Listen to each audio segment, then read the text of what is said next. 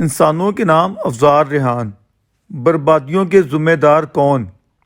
یہاں پاکستان میں 16 دسمبر کو یوم سوگ کی حیثیت سے منایا جاتا ہے۔ 16 دسمبر 2014 کو پشاور کے آرمی پبلک اسکول میں قوم کے نونہالوں، پھولوں اور کلیوں پر جو قیامت ڈھائی گئی، وہ بلا شبہ پاکستان کا 9/11 یوم سوگ اور یوم ماتم ہی قرار پاتا ہے۔ ہم اپنے بچوں پر روا رکھے جانے والے اس ظلم و درندگی کو کبھی نہیں بھول سکتے، جس کا فوری عملی تقاضا یہی بنتا تھا کہ جو اس بربادی کے ذمہ داران تھے، ان سب کا تعین کرتے ہوئے انہیں ان کے ظلمی نظریہ سمیت کیفر کردار تک پہنچایا جاتا۔ اس سلسلے میں جائزہ لیں تو ہمارا ریاستی بیانیہ ہر دو حوالوں سے افسوسناک ہی قرار پائے گا۔ اول یہ کہ ان قاتلوں کی نشاندہی ہونے کے باوجود ہمارے طاقتور لوگوں نے نہ صرف یہ کہ ان کے ساتھ مذاکرات کرتے ہوئے انہیں کئی رعایتیں دیں، بلکہ وہ بزدلی دکھائی جسے قوم کے چہرے پر کالک ملنے کے سوا کوئی اور نام نہیں دیا جا سکتا۔ سچائی تو یہ ہے کہ بات کالک ملنے سے بھی کہیں آگے تک پہنچی ہوئی ہے۔ جب اس نوع کی دہشت، جبر اور خون ریزی سے نرمی برتی جاتی ہے، خواہ آپ کے مفادات کچھ بھی ہوں، تو نتیجہ مزید بربادیوں کا دروازہ کھولنے کی صورت نکلتا ہے، اور الحمدللہ وہ نکل رہا ہے۔ درویش عرض گزار ہے کہ احسان اللہ احسان کو اپنی طاقتورانہ کسٹڈی سے کس نے بھگایا تھا اور کیوں یہ چھوٹ دی گئی تھی؟ کیا یہ حقیقت نہیں ہے کہ وہ نام نہاد جہادی دہشت گرد خالد عمر خراسانی، جس نے معصوم بچوں کے قتل کی شرعی حجتیں پیش کی تھیں، کیا اس کے ہمنوا آج بھی اسی طرح ہمارے قریب ہی دندناتے گھوم پھر نہیں رہے ہیں؟ اس سے بڑھ کر اتنے گھنونے وار کے رد عمل میں کامل قومی اتفاق رائے سے جو نیشنل ایکشن پلان تشکیل دیا گیا تھا، سیاسی و قومی قیادت کے ساتھ ساتھ طاقتوروں نے بھی اس پر عمل درآمد میں پوری جان فشانی دکھانے کی یقین دہانی کروائی تھی۔ کیا آج ہمارے میڈیا کو اس حوالے سے جائزہ نہیں لینا چاہیے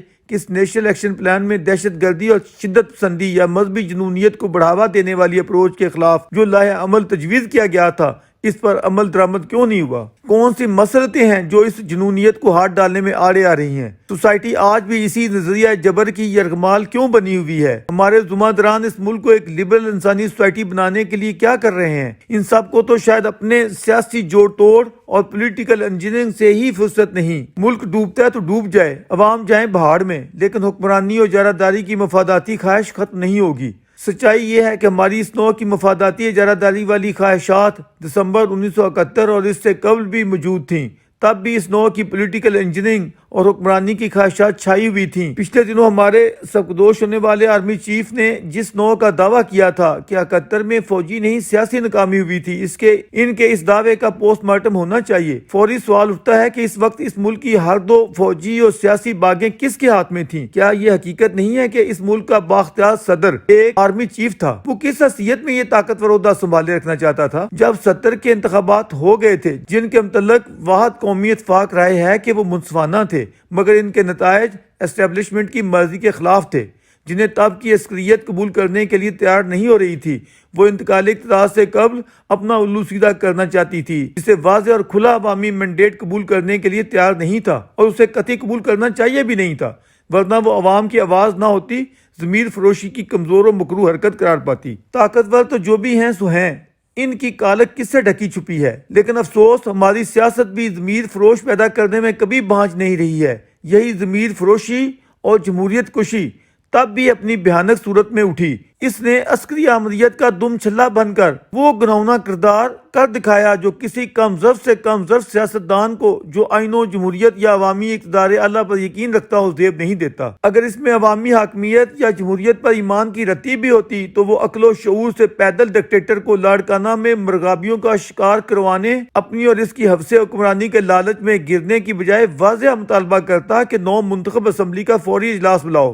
تمہارا کام اقتدار کی بندر بانٹ نہیں، ملک کا سیاسی نظام کیا بنتا ہے، اسے کیسے چلنا چاہیے، یہ منتخب پارلیمنٹ اور عوامی نمائندوں کا حق و اختیار ہے۔ یہ شخص الٹا عوامی جلسوں میں دھمکیاں دے رہا تھا کہ نو منتخب قومی اسمبلی کے اجلاس میں شرکت کے لیے جو ممبر ڈھاکا جائے گا وہ اس کی ٹانگیں تڑوا دے گا۔ کیوں بھائی، تو کون ہوتا ہے ٹانگیں تڑوانے والا؟ کیا قومی میڈیا کا یہ سوال اٹھانا نہیں بنتا تھا؟ 56% بنگالی عوام کے منتخب نمائندوں کو ان کا جمہوری، سیاسی اور انسانی حق کیوں نہیں دیا جا رہا تھا؟ جب تم نے اس اجلاس کو ملتوی کیا یا کروایا تو کیا اس کا عوامی رد عمل نہیں آنا تھا؟ اس پر تم لوگوں نے کیا کیا؟ یہ کہ ہم اس جائز عوامی رد عمل کو بھون کر رکھ دیں گے۔ کیوں؟ کس برتے پر؟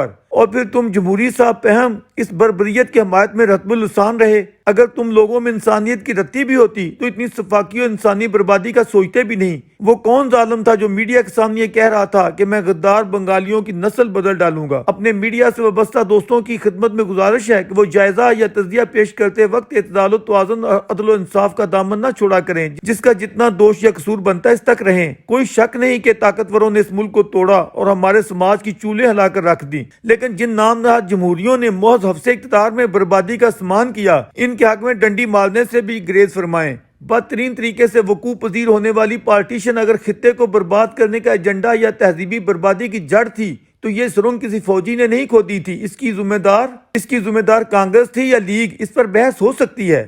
بڑے بڑے حقائق سمجھنے کے لیے معمولی مثالیں کافی ہوتی ہیں۔